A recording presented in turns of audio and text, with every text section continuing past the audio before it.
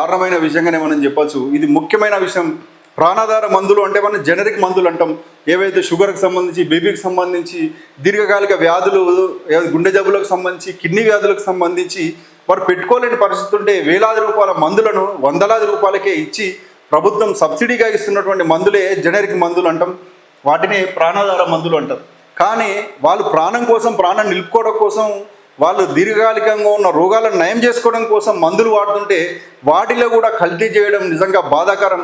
ఆ కల్తీని అరికట్టాల్సిన ప్రభుత్వం కూడా నిమ్మకు నీరెత్తినట్టు ఉండడం కూడా బాధాకరం. 50,000 మెడికల్ షాపులు ఉంటే 70 మంది డ్రగ్ ఇన్స్పెక్టర్లు ఉంటే ఆ మెడికల్ షాపుల మీద నిఘా ఎట్లుంటుంది?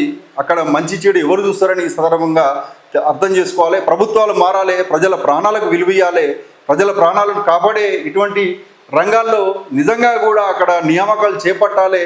కాబట్టి ఈ రకంగా మళ్ళీ నకిలీ అని అంటే నిజంగా ఉరిదీయాలి. నకిలీ చేసే వ్యక్తులను ఏదైనా సరే, నకిలీ కానీ కల్తీ కానీ, దానివల్ల ఒక్క ప్రాణం పోయినా నష్టమే. కాబట్టి ఇటువంటి ఈ పరిస్థితులు చేసే వ్యక్తులను నిజంగా కఠినంగా శిక్షించినప్పుడే, చట్టాలు మారినప్పుడే మారుతుంది. కాబట్టి ఆ దిశగా ప్రభుత్వం ఆలోచించాలి.